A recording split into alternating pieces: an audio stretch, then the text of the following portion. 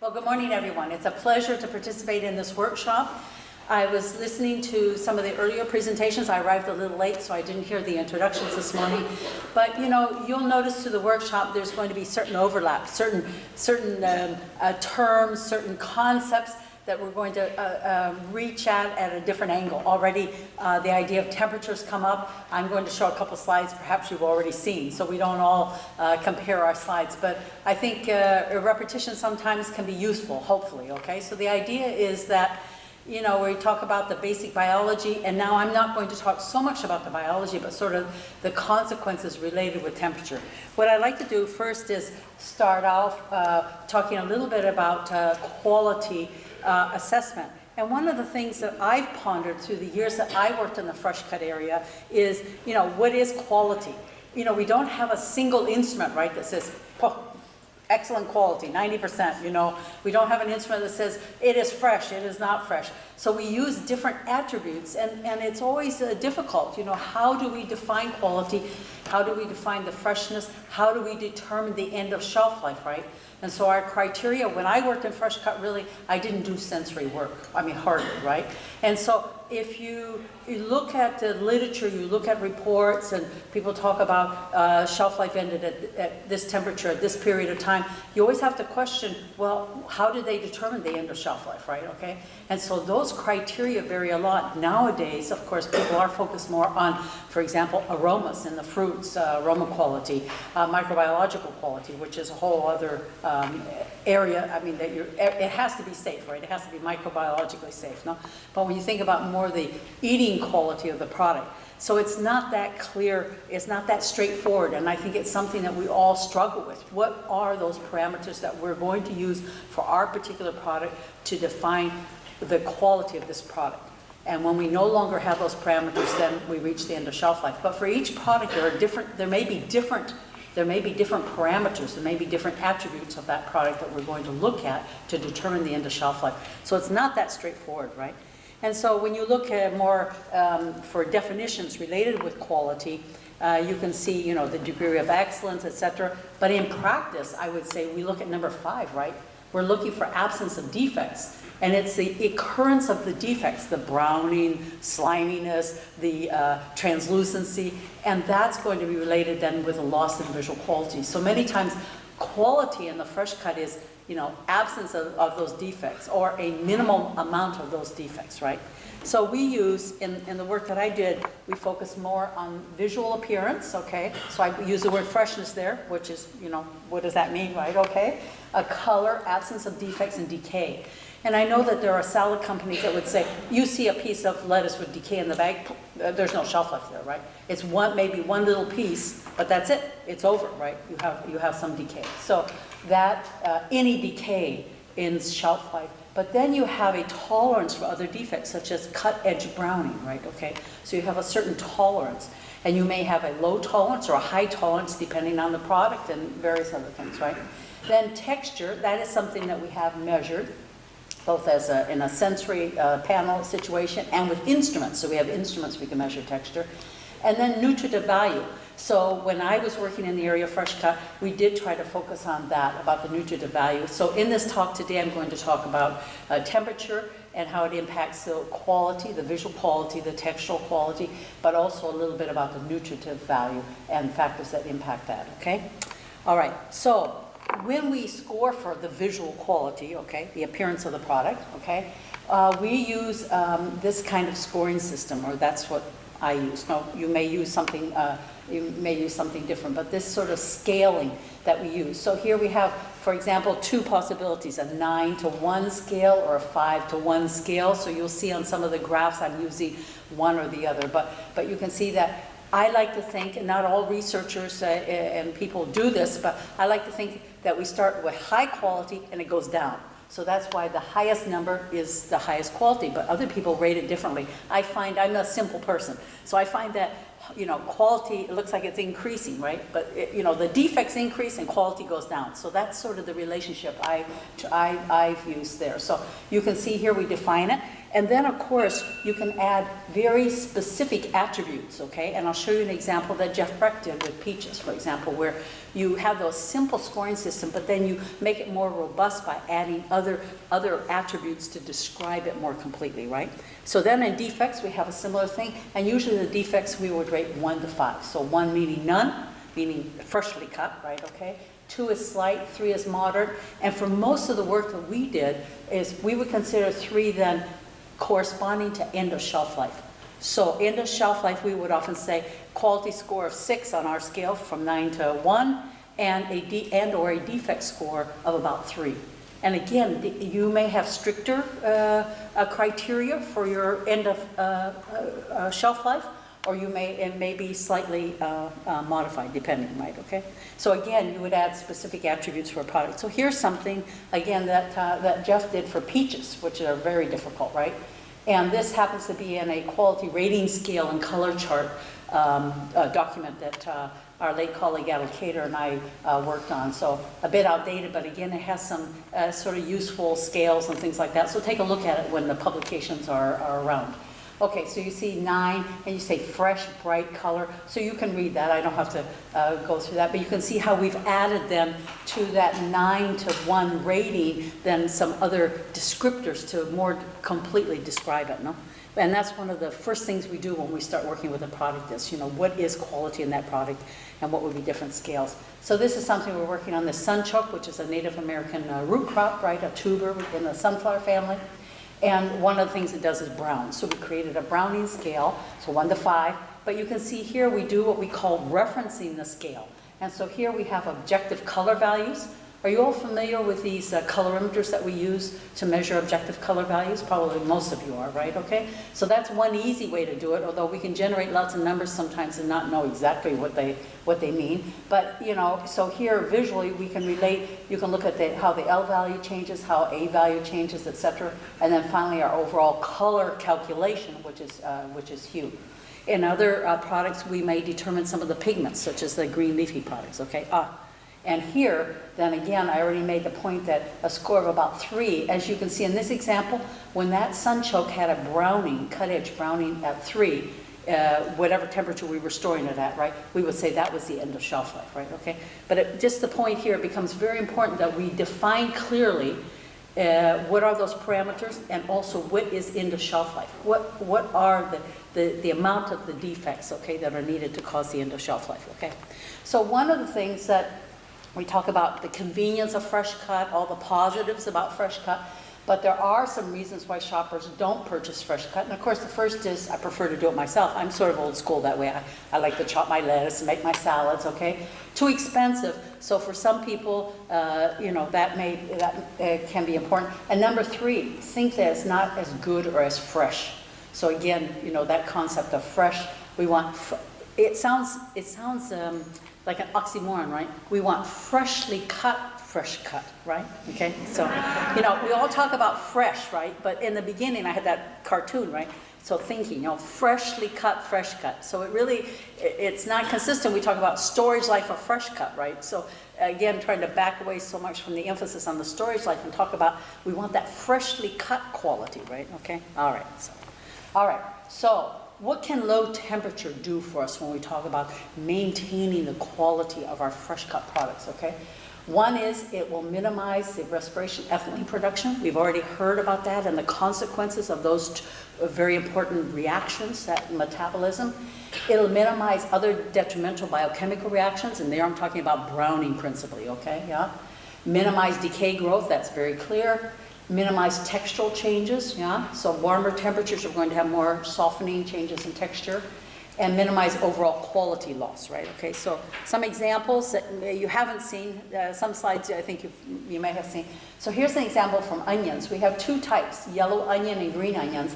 And if you first look at the numbers on the graphs, you'll see green onions have very high respiration rates. The numbers are much higher, right? And that is true when you have young growing tissue, you're going to have very high respiration rates versus something like a mature bulb, onion bulb. We have low respiration rates. But let's look at the onion bulbs on the left, the yellow onions. So we have 3. We have intact, we have a peeled, top tail, remove the outer peel of the onion, and then we have diced onions. And we have 3 temperatures. Let me use this. Here. Can you see that little green dot? Yes. All right. I can't see it from the back, but your eyes are better than mine now. Okay. So we have 3 temperatures, 0, 5, and 10, and that is 32, 41, and 50 Fahrenheit. Okay? Yeah? So if we look at the intact, you can see that over that temperature range, we don't have much change. Onions, mature onions, have low respiration rates, and what happens? We store them for months, don't we? Okay? Because of low respiration rates. But once we top and tail them, we remove the peel, you can see now how at the higher temperature, 50 degrees Fahrenheit or 10 degrees Celsius, you see that the respiration rate's much higher, right? Okay? Now we've done some damage and it is responding more to temperature. Then if we chop it up into little pieces, which is a common fresh cut product, what happens? Wow, look at that increase in respiration rate. But I don't want to worry about what it is at 10 degrees Celsius.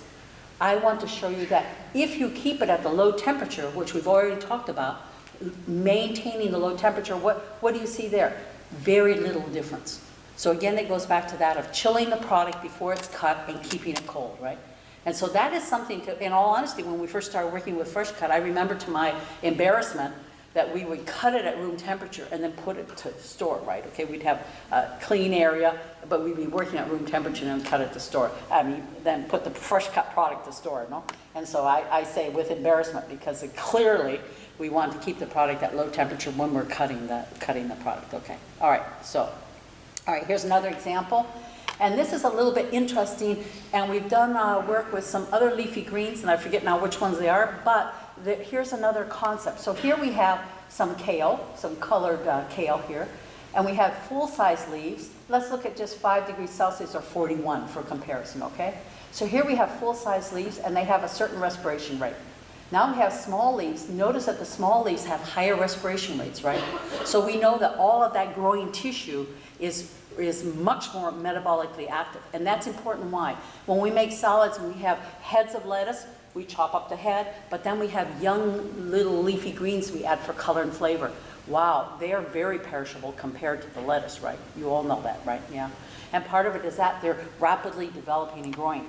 But then notice here, then we chop, here we have shreds. We expect the shreds to be higher because we've done more wounding. But notice this one. If we chop the full-size leaves into salad-sized pieces, you know, what, 2 by 2 centimeters, something in that order, notice that they're similar to small leaves. So that relationship holds, and sort of as conceptually, that's important. But then the other thing, of course, okay, is look at the effect of temperature.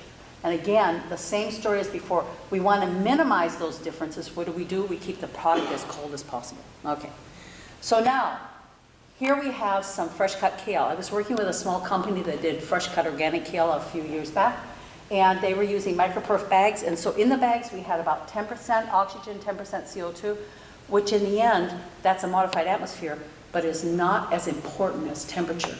And I know I run afoul of my colleagues in modified atmosphere packaging, but I'm going to say that temperature is much more important than packaging. And Ava, my colleague in packaging, agrees with me. However, there are some products that the packaging is a key technology. We simply can't use just temperature. But for many products, it's just temperature, right? Okay, so, but for all products, it's low temperature and with some of the modified atmosphere packaging, okay? Fair enough? We're on the same wavelength today. Okay, so what do we have here? They needed to have a shelf life of about 16 days. Yeah, 16 days. And they weren't achieving it. So when we went to the plant, we found that they were sending the product out at 5 degrees Celsius or 41 degrees Fahrenheit, okay? That's how they were shipping the plant. When they processed it, loaded it onto the trucks to their client, it was at about 40, 41. Now, what do you think about that? Too high, right? That's what I said to them, and they said, that's the best we can do. And I said, well, then you need to find a client that only needs 10 days shelf life, because, okay. So we did this experiment. We did this experiment to show them that they had the capability, but of course everything cost, right? So their thing was, no, we lowered, that costs more energy, right, to lower the temperatures and things. And I said, well, you know. So we did the experiment to show, okay, you need 16 days. What temperature do you have to have it at? So we did various evaluations and things. And so I'm going to give you the bottom line here in the interest of time. So when we evaluate those, the only products then that were above our scale for minimum visual quality, meaning it was a score of 6, minimum defects, less than 3, et cetera, in color and decay, that type of thing, were the ones that were at 5 degrees Celsius or 41 for 8 days. But by 12 days, depending on the experiment, we could make it or not. So usually we'd said no. And definitely, if you were at 50 degrees, you couldn't make any of it, right? Okay, so for even 8 days. Here we might get 4 or 5 days. So the only way for them to get the 16 days was to keep it cold. Now, in all fairness, we did it at 0.25 degrees Celsius, right? Okay, yeah. And they couldn't achieve that, but they could achieve 1 to 2, right? So our idea there was to convince them, drop the temperature 2 to 3 degrees Celsius there, and you're going to have a better outcome. And so that, trying to demonstrate that, the role of temperature. Sometimes we forget that we start lowering the temperature and we think we're below 5, we're doing a good job, but every degree has an impact. So every degree we can lower it to get it as close to the freezing point as possible is good.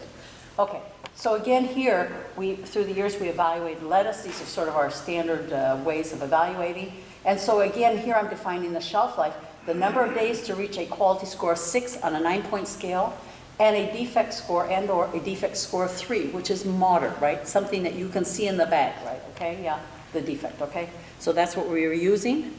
And then this is our scale. So here you can see for the lettuce, this happened to be a hybrid, but you can, I hope you can see in this lighting, you see in number 3, you can see, number 2, you barely can see number 3, and by the time you get to 4 and 5, obviously they're not marketable, right? So that was our criteria, right? Okay, all right. And so, again, we can use color values.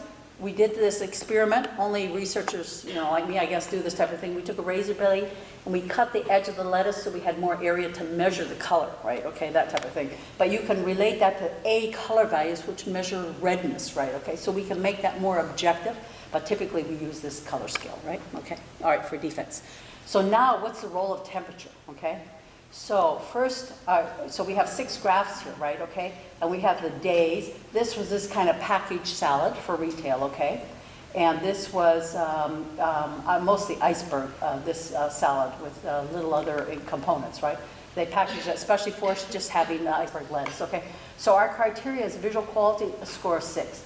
So we have a wide range of temperatures. Let's forget 15 and 20 Celsius, that's ridiculously high. But let's focus on the 32, 41, 50 Fahrenheit, okay? So the dark blue, light blue, and the green. So you can see, let's say we needed a shelf life of 12 days. Okay, at 12 days, you can see they all look pretty good. And that's the amazing thing of the modified atmospheres. Wow, they prevent the browning, right? However, at those 3 temperatures, now if you look at what is the oxygen level, the CO2 level in the bags, you can see that we have some differences. And if you look at other quality criteria, such as off odors, we also have some differences. And why that goes back to the fermentation, right? So now the oxygen levels are so low, the CO2 is so high, now we have differences in our fermentative volatiles, which is acetaldehyde and ethanol, and notice the difference among those 3 temperatures between 0, 5, and 10. Okay, do you all see that? Yeah? So here my point is that although visually looking at the salad, they look very similar, there were other criteria, namely the odor. Yeah? I was just, actually I was just giving some post-harvest talks at an institution in Mexico, right? And I ate at a place called La Casa de Toño. They do pozole and all tacos and shredded lettuce all over the place, right? And so I was with some people, and the lettuce was, it was out of the bag, right? But it was on the plate. It was like, wow, bag salad odor, but really bad, right? Okay? So we called the person over, and we said, hey, talk about the lettuce, and of course they just kind of, ay, señora, no, I mean, just, give me the roll of the eyes, and one of the people with me said, no, she actually knows what she's talking about, right? Okay, about the bag salad odor, no? So what were we trying to get at? They had a very short processing to use time. So what did I tell them? What are your temperatures? Oh yeah, we keep everything very low. Meaning exactly, trying to get some data. So finally that person, he wasn't getting it, in other words, and he was annoyed with me, right? And so he called over his supervisor, right? She got it. So we started talking about, okay, where in the chain are the temperatures? What are they? She didn't know. She was going to check, etc. So, again, they had it packaged, right? They had a modified atmosphere, and it looked okay because it didn't brown, but it had a terrible off odor, and that had to do with somewhere they were having major problem with temperature abuse, even over that 3 to 4 day period in which they were handling their shredded lettuce, okay? Yeah, so temperature, very important. Okay, all right. So what are other parameters in the lettuce that we really don't evaluate enough? One is crisp texture. The other is the aroma. We just talked about the bag salad oil, right, and flavor. And then the nutritional value. And I'm going to talk more about leafy greens tomorrow, and so I'm going to belabor that a little bit more, okay, tomorrow. Okay, so what are some other examples? Here we have some green, cilantro, and so, of course, that doesn't end up in many salad bags because it's quite perishable, isn't it? But you keep it at low temperature, you can see that even at 0 degrees Celsius or 32, we do have a decline. It's one of those leafy greens that really is very perishable. But notice here, we have a range of temperatures. Blue is 32 Fahrenheit. Should I use Celsius or Fahrenheit? Becomes, okay, Fahrenheit, raise your hands. Celsius, raise your hands. All right, I'm gonna stick with Fahrenheit. Okay.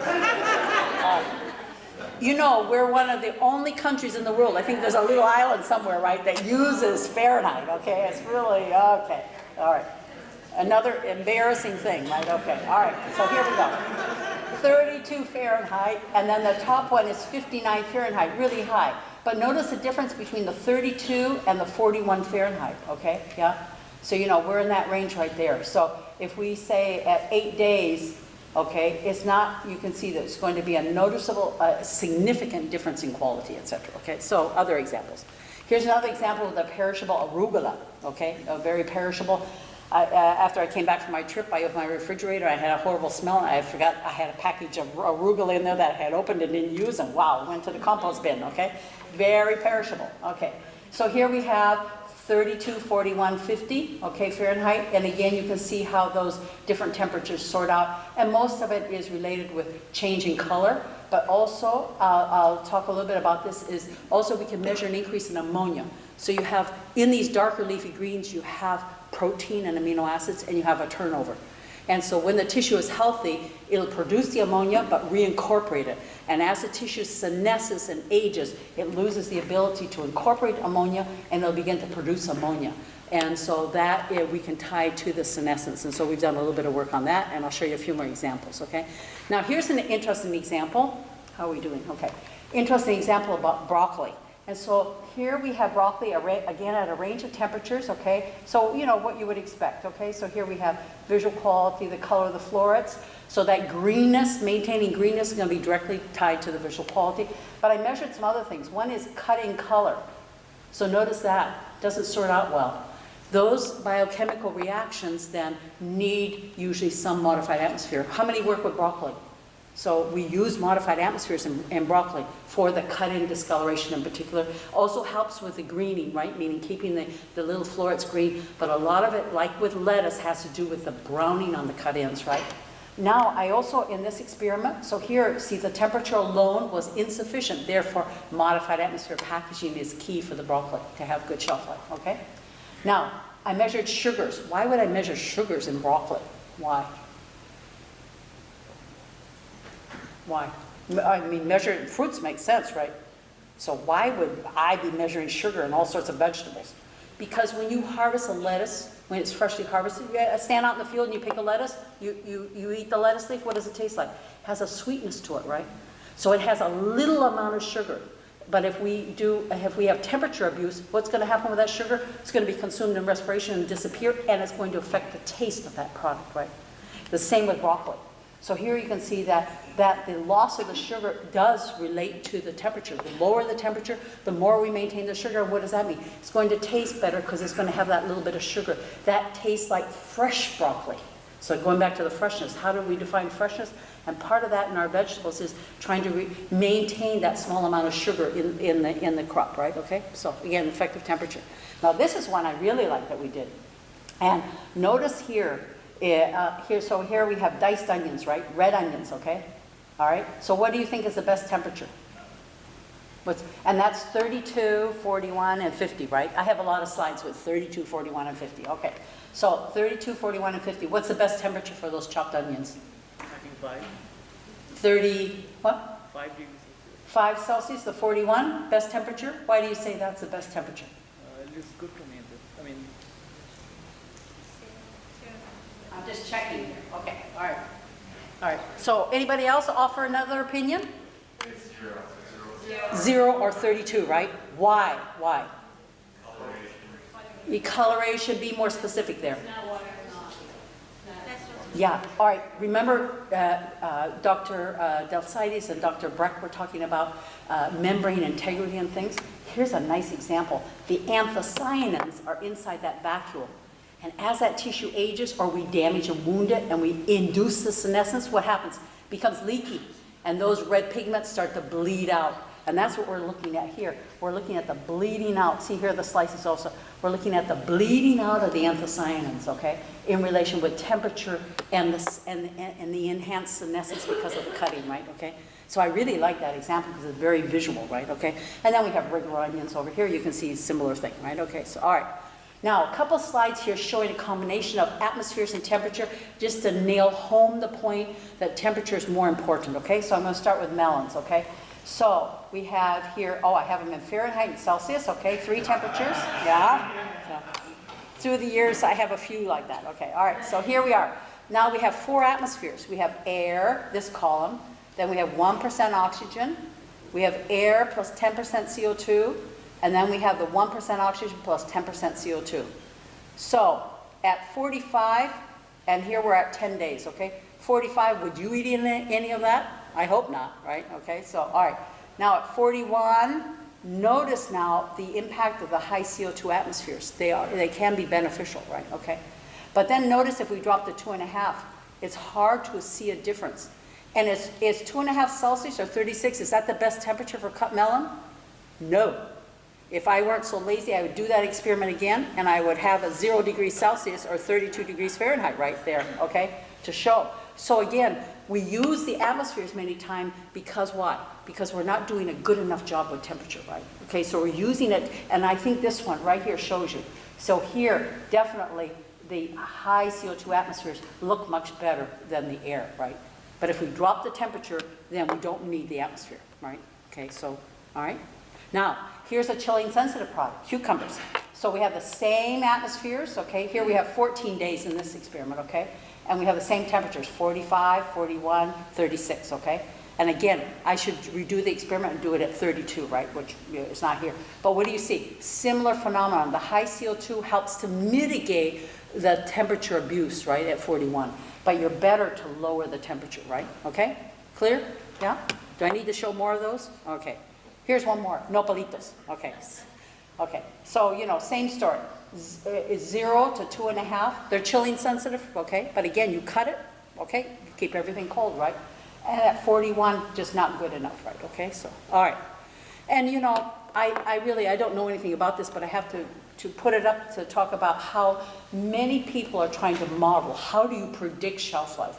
That is really a lot of effort being made. How do you predict? And there's some, you can see some references there. What are the criteria that are used to determine the shelf life, and how do we predict it? And that's not something easy at all.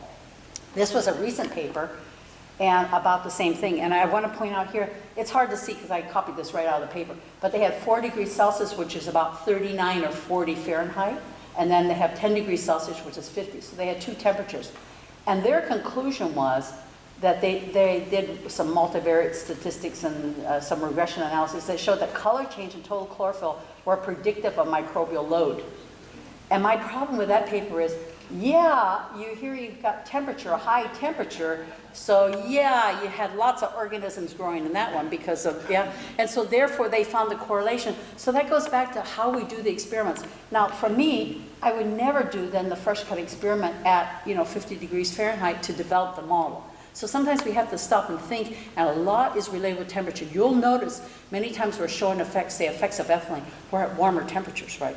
We should drop everything at low temperature, and it changes our perspective of what's going on. And this would be one of these cases, okay, where, if you modeled it at a lower temperature, you're not going to find that kind of relationship, right? And the reason you had color change was because you're at way too warm a temperature, right? Okay, so not to criticize their paper, of course, no, but just to point out, we have to think about those things in terms of like the models, that becomes very important. How do we model? We have to model in a realistic way. Now, if those leafy greens are going to be stored at 50 degrees Fahrenheit, then okay, adelante, as we say, that's good. But typically, we're not going to be storing them at that temperature. So then how do we model the shelf life in a more realistic terms, okay? Okay, so, we have an estimate of what is the potential storage life or shelf life of these products. And here, in this graph that I summarized along with my late colleague, is we don't specify how it's cut. So you tell me, the smaller the piece size, the shorter, the longer the shelf life. Shorter, clearly.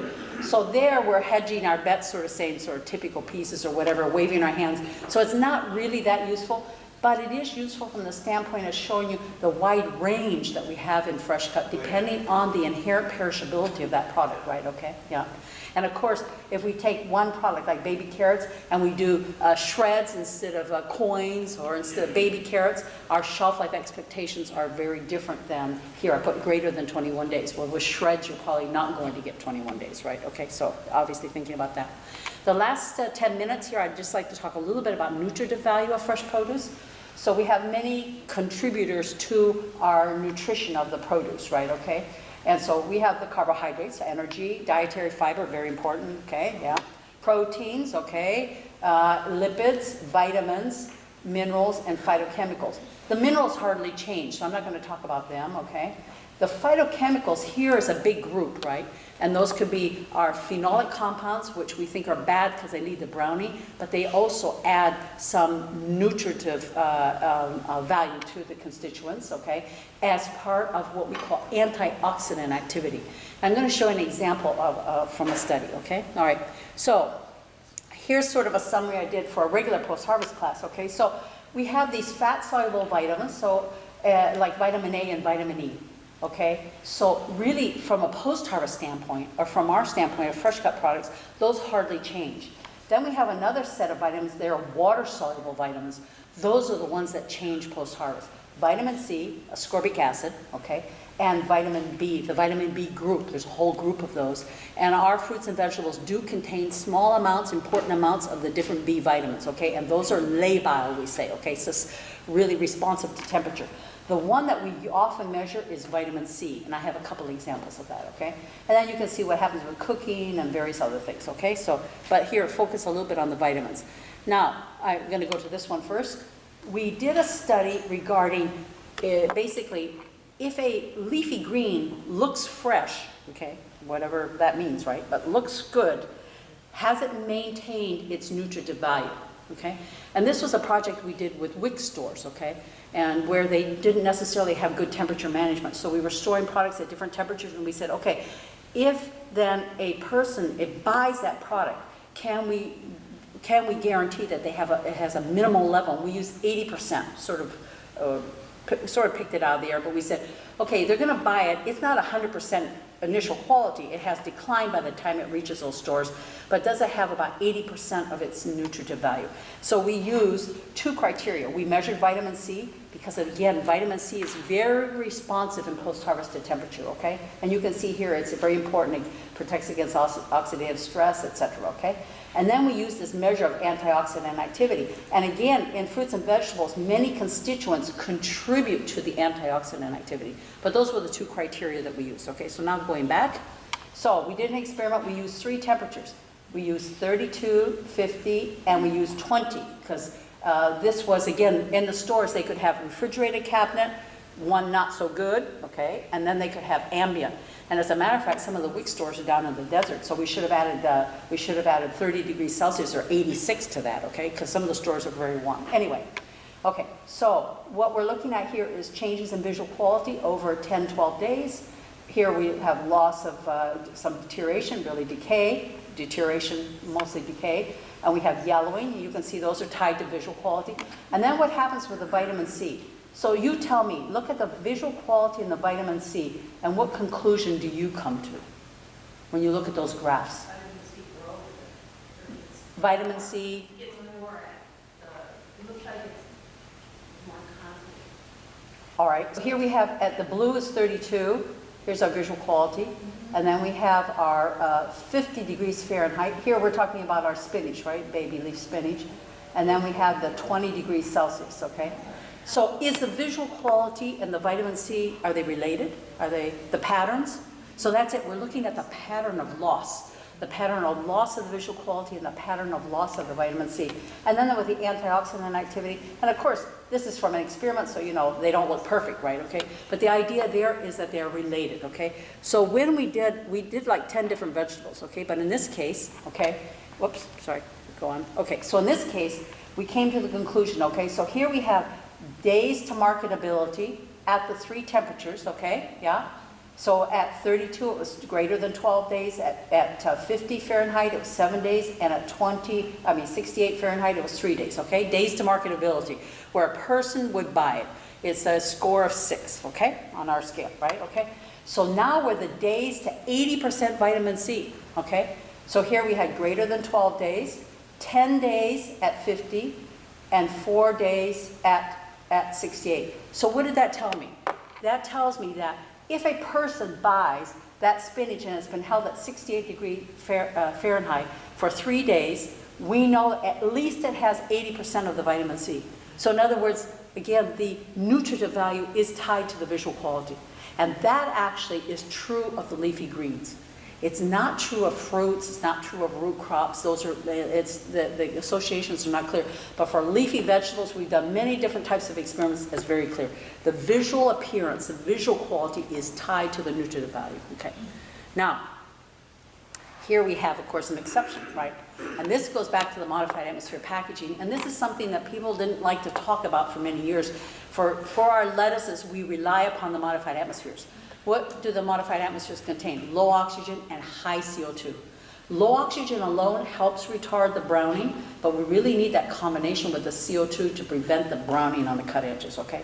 So here we have, and you tell me if this is typical, here we have an atmosphere, it's 1% oxygen and 10% CO2. Is that a pretty good atmosphere for packaged lettuce? What do you think? Would you say? Is that typical in our bags? 1% plus 10? Yeah. Okay, oxygen a little lower, maybe the CO2 a little lower, okay? So we didn't use the best conditions. And but you can see in the picture, that atmosphere, that lettuce should look better. It's hard for me to see here. Does it look better than the other lettuces here? It does, right? That combination. And that's really about what we have in the bags. But here's the thing. Look at the vitamin C content, okay? So the green is the atmosphere with the CO2. You see we maintain visual quality better. Okay, so it was higher for longer, okay? And this is the blue are in air. But the vitamin C is the opposite. So we know that those atmospheres damage something about the metabolism of the vitamin C, right? So there's synthesis and degradation of vitamin C, and we know that those high CO2 atmospheres are detrimental to vitamin C. Now, when I first showed some of these results to the industry, everybody was like, roll, you know, so what? You know, we have iceberg lettuce, okay? Well, this is romaine. Now when you talk about the other darker green leafy lettuces, what do we have? We have more vitamin C. So when you have iceberg lettuce and you hardly have measurable vitamin C, who cares? But when you have significant amounts of vitamin C, now it becomes more important. And that's why those atmospheres, they do a lot for us because they maintain the visual quality, but it can be problematic from the standpoint of the nutritive value, right? Now, in some of the industry labeling, whoops, let me see. Oh yeah, this one, I love this one. Okay, I eliminated the company so I wouldn't get into problems, okay? So, but here, iceberg garden, okay? Iceberg carrots and red cabbage, okay? So that's a very typical salad, right? Okay, you know, common salad. So notice this little thing right here. It says fresh, great tasting, more nutritious than iceberg alone. Just iceberg, right? So it's more nutritious than just iceberg. And why do they put it that way? Because the nutrition is coming from the carrots and from the red cabbage, right? Okay. So again, that goes back to, we know that that iceberg lettuce doesn't have a lot of nutrition. So in that case, okay, but if you're dealing with spinach, you're dealing with other darker green leafy tissues, then it becomes more important, okay? So, okay. So I've got a couple more minutes here. Okay, so now, yes, so for please. Like the other greener vegetables, how is the decline? Have you done that? Like how is the percentage of declining for the ones that have higher vitamin? Yes, meaning, okay, so with temperature, it's going to be No, like, no, yeah, with the with the atmosphere. Yeah. Can you repeat this question? Yes, so the question had to do with, so the effect of atmospheres on the other leafy greens. Yeah. We've done mostly on lettuces. Okay. Now, it turns out that the leafy greens that are brassicas, they respond well to CO2 and they are not damaged by so that there the vitamin C is maintained. So we can't make a blanket statement for the leafy greens, but we can say for lettuces, the atmospheres are detrimental to vitamin C, but not all leafy greens, okay? Yeah? All right. Now, our colleagues did some work on fresh cut fruit, and here they're looking at losses, okay? 6 days at 41 Fahrenheit on a range of different fruits, and you can see here substantial amount of loss in ascorbic acid, this one particular study, but you know, pretty minimal. And remember, we're going to lose some of the ascorbic acid in the intact fruit too, okay? So they did some comparison between intact and the fresh cut, okay? But here I'm just going to summarize sort of their studies. So they did, the studies published here, you can see, no? So they concluded that one is you have a lot of genotypic variation in the content of the nutrients, right, okay? That variation is greater than losses due to preparation of fresh cut products, okay? So, okay, that's one. The other colleague, the other author on the paper said, post-cutting life based on visual quality ends before significant losses in nutritional content occurs. And that's for fruits, okay? And then many times in the fruits, we're not using modified atmosphere except like in apples and maybe pomegranates and other things, okay? So, all right. So, I know I haven't shown you very much actual data, but there's sort of some general conclusions here that we can make about the impact of storage and temperature on quality and nutrition. One is low temperatures, okay? So as close to 32. At what temperature does lettuce freeze, by the way? What temperature does lettuce freeze? Does it freeze at 32 degrees Fahrenheit? No, it doesn't, right? Only water freezes at 32 degrees Fahrenheit. And even lettuce freezes below that, freezes at minus 0.2. So very close, right? Okay. I've done experiments where we had a 0-degree room that has some fluctuation, and we froze the whole gall darn experiment, right? Okay. So, you know, the only thing I got out of that was pictures of frozen lettuce. So it obviously is very close to zero, but we know that it's not zero. So we want to be as close as possible, okay? Low temperature is more important than modified atmospheres to maintain quality, right? Okay, everyone agree with that? Yeah, it is. So even when we have a very sophisticated package, we're always going to focus on low temperature, okay? All fresh cut products require low temperature. Everyone agree? Ah, good, okay. Prior to cutting, we want to respect the temperature recommendations. Chilling sensitive products should not be at low temperature until a few hours before processing, night before, etc. Jeff Breck already mentioned that, right? Everyone agree with that? So when we cut it, we want to cut it cold, but until we handle it, it's chilling sensitive, we want to handle it according to the traditional guidelines until 8 hours or so before we cut it, right? Okay?